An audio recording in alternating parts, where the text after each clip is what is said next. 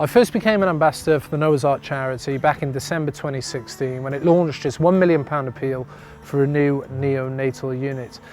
That unit now looks after around 540 premature and critically ill babies each year. What a lot of people don't realise is the journey for those babies doesn't necessarily end when they leave NICU.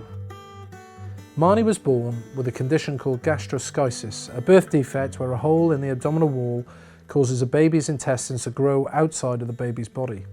In Marnie's case, it was her stomach too. At only a few hours old, Marnie was rushed to the Noah's Ark Children's Hospital for emergency surgery to save her life. She had another operation at 5 weeks old and spent 2 months on NICU before being transferred to our ward. She's since had 2 more operations and spent her first Christmas in hospital.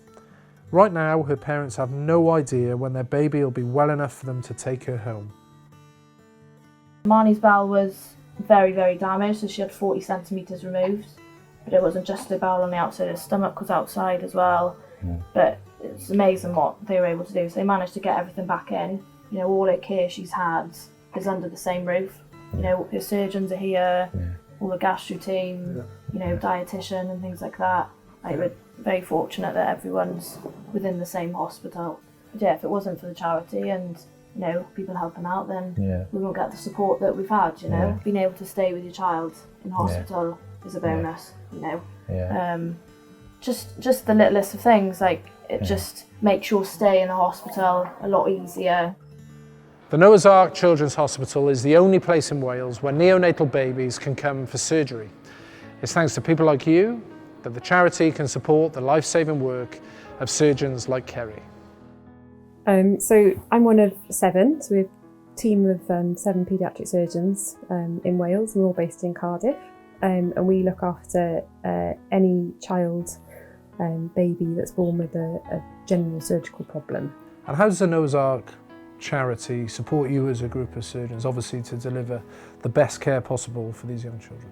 So the Noah's Ark charity has been integral to the funding and development of the Children's Hospital in Cardiff. Some of the sort of specialist equipment that we've needed, some of the ventilators, the way the theatres are set up, the equipment that we use, the instruments for surgery are all specifically tailored for operating on small babies, and even down to some, you know, making things more comfortable in the children's ward. So special surprises, we've got a therapy dog that comes round, and just making things a little less monotonous, a little bit more comforting in a stressful time. 21-month-old Jackson is another ex-NICU baby whose life has been saved at the Noah's Ark Children's Hospital. Jackson was born just 26 weeks into his mum's pregnancy, but did really well until he caught 2 infections. They went straight to his lungs, and within days Jackson was fighting for his life on the critical care unit at Noah's Ark. At one point, parents Kerry and Adi were taken into a side room and told there was no more they could do. They just had to watch and wait. Thanks to the amazing care he received, Jackson is now doing a lot better. Your support makes a difference to families like this in so many ways. By donating, you're helping the Noah's Ark charity to fund essential equipment that keep children like Jackson alive when they're critically unwell. Your support helps fund play specialists like Polly, as well as vital emotional support services and facilities like the sensory room, where Jackson and his parents can come and just be a family, away from the sights and sounds of the hospital. And all this is done with one ultimate aim, to make sure as many children as possible live full and happy lives, which is exactly what 6-year-old Annabelle is doing.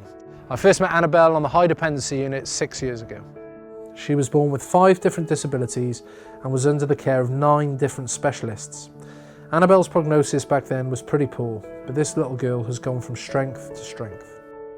I don't think there's anything harder in life to go through than seeing your child unwell in hospital and their health and their future being in question. It's unbelievably difficult. I had a really straightforward birth and labour. I wasn't expecting anything to happen, and then our baby didn't come home for 5 months, and we went through a really, really tough time.